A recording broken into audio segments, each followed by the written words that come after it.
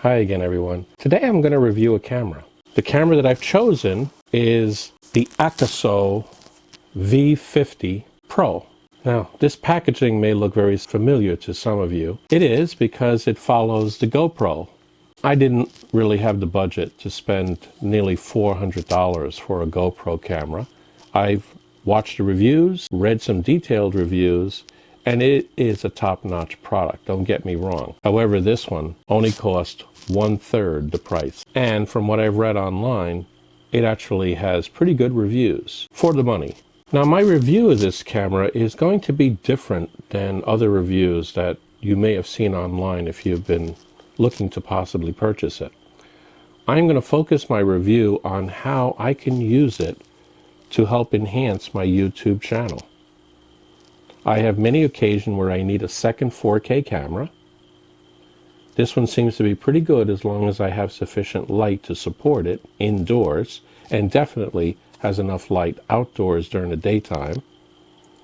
Also, it'll provide me with the ability to do something in a hands-free mode. So if I attach this to a hat or to my body in some way with all the various attachments it comes with, I should be able to use both hands in order to do whatever I'm trying to demonstrate to all the fine YouTube viewers out there. If you see anything here that you find helpful or that you generally enjoy, please do me a favor and subscribe to my channel. So without further ado, let me try to get it out of this package. So here we go with it in this packaging. This top piece here, which is, copying the GoPro, to be honest with you, is very, very high quality plastic. It even has a little handle on it to make the presentation inside the stores really look good. I bought it from Amazon, so that didn't buy anything for me anyway. That didn't add to my reason for even considering it. But as I look at it here, this is a type of plastic that I'll probably reuse at some point. Now, I've already got a hint about how difficult this package is to open. I'm not going to try to pull off these little pieces of tape, thick tape that's on the sides here. It doesn't come off the top here. A coworker of mine explained how he wound up breaking the whole package here in order to get to the top. Instead, I'm going to go straight for the bottom. You will see that you can pull the panels out as such. And then inside the box here, you will find another box. You pull that out, the whole thing comes out. And this saves this packaging just in case I wanted to return it or repackage it or for whatever reason. At some point, like I said, I'm going to wind up taking this plastic piece and figuring some way to use it in a better way. The first thing we want to do, it has a nice stand that goes in the top here. Now this stand is attached to the plastic. So I don't think this stand is going to be something I will be able to take off of here unless I want to break the plastic. I've already broken it here on the edge and try to mount it somewhere else, which is possible if I wanted to put it as a holding area for it. So what I need to do is I'm going to pull this thing off. It's got some kind of rubber protector here. I don't know if you can see it or not on the camera here. Bring it up close, you'll see this rubber protector that's sort of blocking the base of the camera from this knob. It looks like I have to take this knob off. So what I will do is, well, actually, I don't have to unscrew it. It has what looks like a connector here. Oh, there we go. And like I said, this is a nice little stand that I may take and mount it. Once I know the camera is working for me, I may take this and mount it on a piece of wood or maybe my desk itself somewhere in order to hold the camera when I'm not using it. But I want to keep it handy for maybe enhancing a video. And it looks like this here is how the camera is going to be used. This is a waterproof case from what I've read. You can actually access the two buttons from two possibly stainless steel buttons that are going down into the case. To open this up, if I pull the front up, it looks like the whole thing pops open. Very sophisticated waterproof latch that's built into this. So if I pull this open now, there we go. I've released the camera from its waterproof case. It's sort of snug in there. It's never been removed. And as I said, there's these two buttons here. I'll put this on the side. There's these two buttons that are on the waterproof case that go all the way through. So when you push the top, it pushes down the little button that's inside the case there. So this is the main holder for the camera when you want to make it waterproof. Okay, there's a lot of stuff in here. That's what I read online too. different types of holders, and it's like some kind of strap. Of course, a lens cleaner. It looks like double-sided tape pad. So I guess this is, we want to mount it to something with these tie wraps, these large tie wraps probably. It's got a micro USB adapter cable to a regular USB. It's got I guess a holder for some of this equipment here. It's got another back plate for the waterproof case. It's got different straps, I guess, for holding it to things that you attach it to. Oh my gosh, there's a lot of stuff here.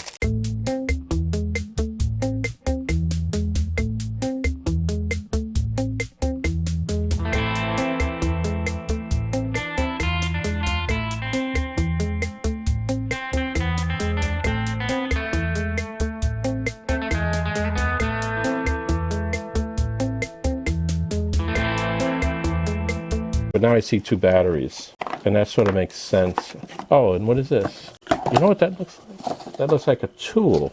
Yeah, that's a tool to actually remove this special screw without a screwdriver. Warranty, accessory stuff, a quick reference guide. I found one online already, so I'm going to put it up on the screen now rather than go through these little itsy bitsy pages. But I'll also put the link to where I found it. Looks like it has a QR code to find the user manual right here. So I'll do that and put it up on the screen. Okay, when I tried using the QR code within the instructions, it didn't bring me anywhere that was worthwhile, so I had to go right to the AKASO website. And right in the entrance page of the AKASO, you get to pick which product you want. The action cameras are listed, V50 Pro. And then once you get to that, down at the bottom is an actual link to the manual, the more detailed manual. So if you click on here, you can download the manual, which I've already done. And what I now have on the screen is the actual manual, a PDF of it after having downloaded it. It's actually fairly good once I stopped and read it. It comes in multiple languages. But you need to really read through this. First of all, it uses a micro SD. Actually, you need the SDXC if you want to do 4K. Of course, the class 10 or the UHS 3 rating. Either one of those are important, just like any other 4K video camera. What I do want to point out here is the different options. They tell you the different types of options. These are all with the menus in the back of the camera, as I will discuss. And if we scroll down through this, what I'd like to show you is some of the things you have to make sure you're aware of. For example, this is very important. You need to do these steps here on the left. Number one, download the iSmart Pro. It actually comes up iSmart Pro. There's no space between the Pro and the Plus. That tricked me at first. Then you have to turn the camera on and enable Wi-Fi in the configuration. And you have to turn on your Wi-Fi, whatever phone you happen to have, and you have to connect it to your phone. So you'll see as a Wi-Fi SSID, once you've enabled the Wi-Fi on the camera, AKASO _V50 Pro _XXXX. That's really just a submodel number. And then it's going to ask for a password. And the password you enter is 12345678890. And now you can actually open up the iSmart Pro Plus app. And you can control the camera from that app. And you can do just about everything you can do from the back of the camera on this. It's actually much more convenient. It's a larger screen on your phone. The other thing I would suggest, the remote. In order to get the remote to work, you're going to have to follow these steps here on page 18. The remote already has a battery in it. Looks like one of those 2032s. I'm not sure how long that'll last, but you're going to need a very, very small, like a jeweler's screwdriver. And it's really using like one of the diamond-shaped tips, so it's not a regular Phillips or flathead. Very difficult to get off. I didn't have to do that. The battery seems to already be on. I guess it only generates power when you turn it on. And to turn on the remote, you have to press the power on button on the remote itself, just like they say in this first step here. You'll see a little blue light come on, and then you have to turn the camera on, and you have to enable on the camera the RF for radio frequency. It's in setup, general, and you have to turn it on. It's normally off. And then you'll be able to use the remote with the camera. And that's the thing. It's not really waterproof according to the instructions down here. Splash proof only. So it can get a little bit wet, but you can't go swimming 30 meters underneath the water with it. it will not hold up to that. And if you look at it carefully, you'll see why. It doesn't seem to be very well sealed in any way. The other thing you should look at here are all the different ways you can mount the camera. Here is the first one that shows you how to waterproof it. The second one is if you wanted to mount the waterproofed camera on something, because this is the general mounting mechanism here, very similar to the one that was on the plastic case that it came in. And then if you want to put it, let's say, on a bicycle helmet, or any hat for that matter, they show you the different things you have to do. Obviously, if you want it waterproof, you have to have it in a waterproof case. Plus, you have to use some of these attachments. The general attachment, the attachment that's for a strap, and then using one of the different straps that are provided. Or you can do it with if you don't need waterproof, you put this little bracket around it, this plastic bracket, and use the same attachment. Anyway, that's the online manual. I suggest you get it and print it out. Read through it. I like to read through instructions whenever I get something new. 2 batteries, good.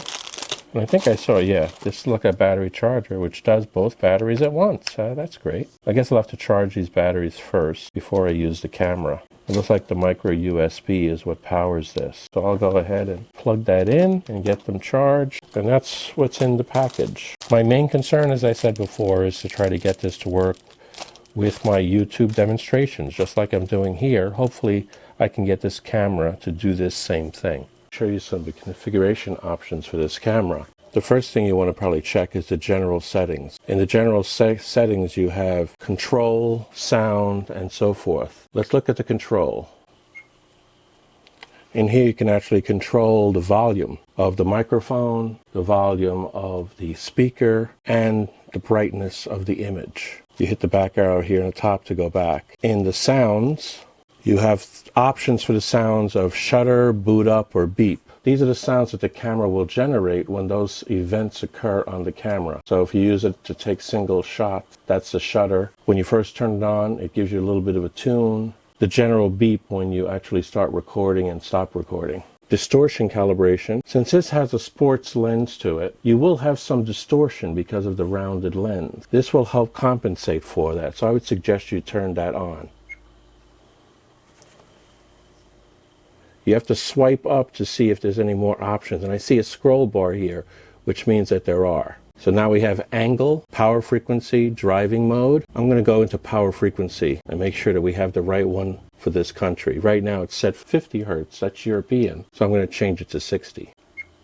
You want to turn Wi-Fi on. Now the Wi-Fi allows you to remotely control it, which I mentioned already. I highly suggest you do that, but you only turn that on when you are ready to actually have your phone capture that. RF is going to need for the remote control. That's the wrist remote control that I described earlier. So if you want to use the wrist remote control, that's how you activate that. As a matter of fact, let me go ahead and show that. So if I want to turn on the remote control, I hit the RF button, I turn that on, it will use more power. But now I should be able to get the remote control to connect to the camera. If I hold on the power button on the remote control, the little blue light comes on the bottom of the remote control, as you can see there. And now the remote control is active. So I could then use the red button to activate a video. It doesn't matter what mode the camera's in either. Or I could use the little icon of the picture, the bottom one, to take a still picture of something. Now I highly suggest that you set the date and time. That's the next option here. Right now it was set for actually today. So it remembered when I set it before, but you can actually set the date to whatever your date is. It defaults to some date several years earlier than this. The problem you have with that, if you leave it at the date that's inaccurate, when you actually go ahead and try to transfer the images over to your computer, then it'll have the date on the files as those old inaccurate dates. You can do the time as well. Looks like the scroll bar is still showing that there's more.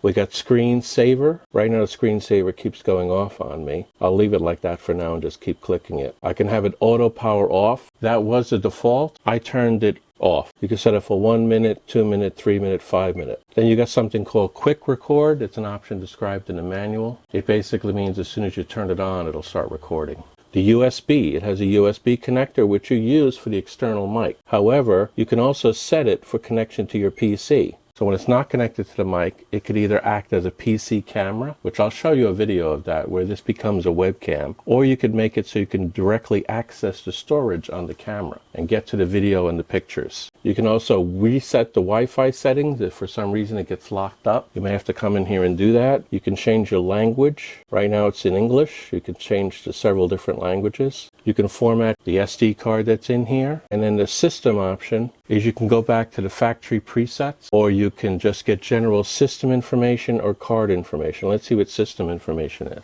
When you get into a screen like this, sometimes you have to hold down the blue button at the top in order for it to go back, which is what I had to do there. Let me go, there's no more scroll down. The scroll bar is all the way to the bottom.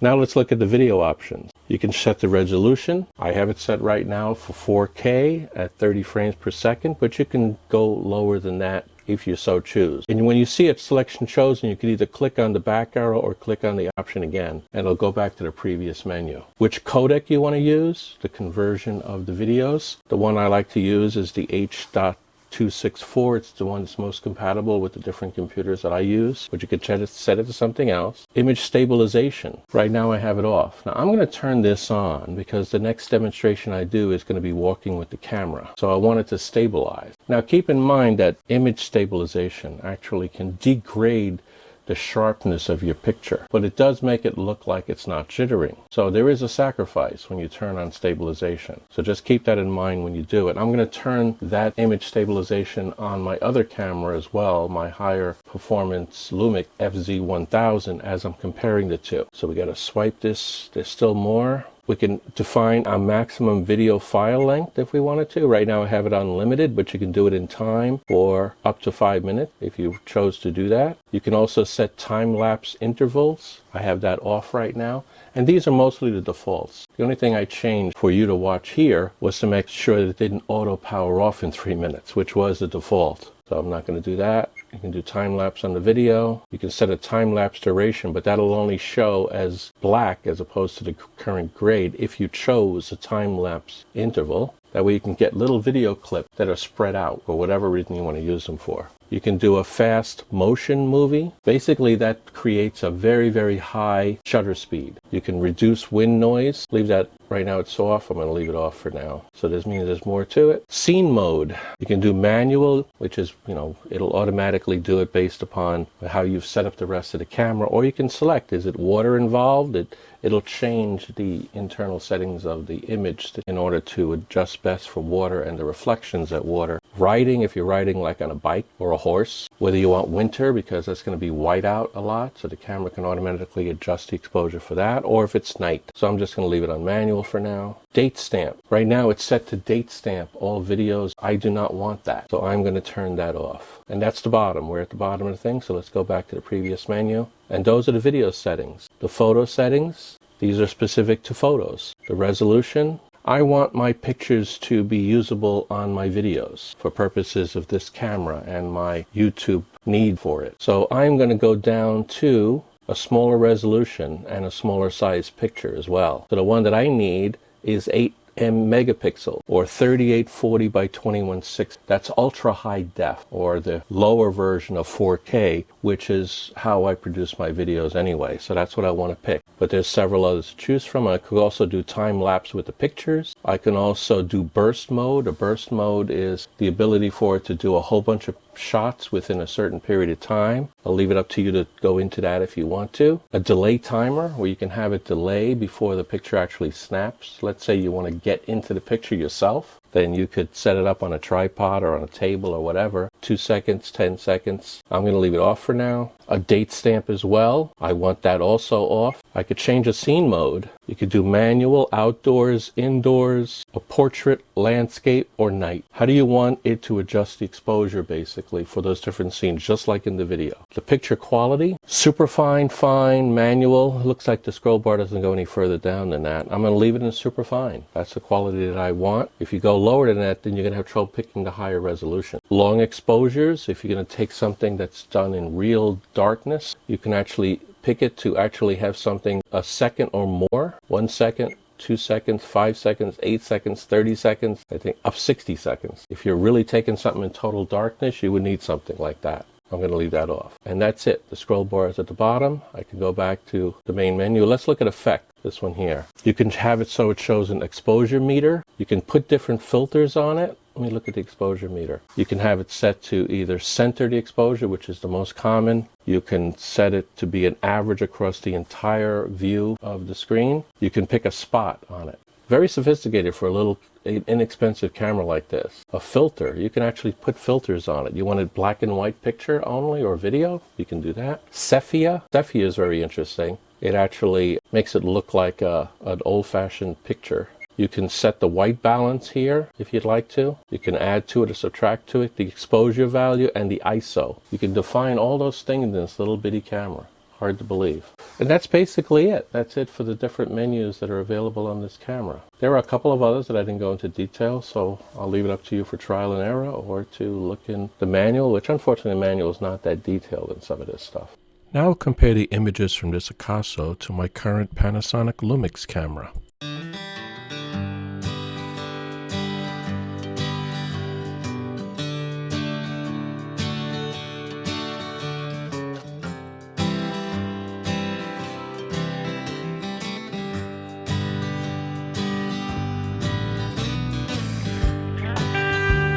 Okay, now I'm walking down a regular block, residential block. I have both cameras on at the same time. They both have stabilization enabled. And they're using the external microphone. So we'll see how this comes out. Looking at all features, the stabilization, the sound, and everything that goes along with it.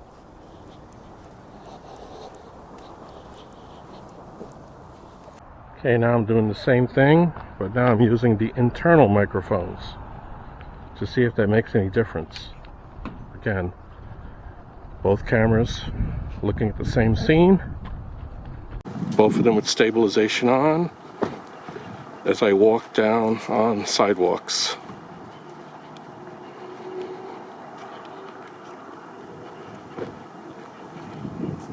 Okay, now for a very important test. Can I use this little camera when I'm doing my detailed work on my bench?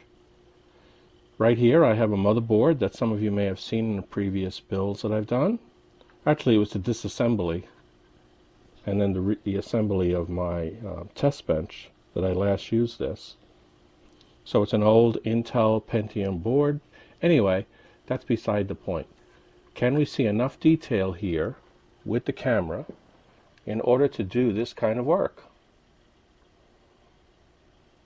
Now, one of the disadvantages of the little camera is it doesn't have a zoom.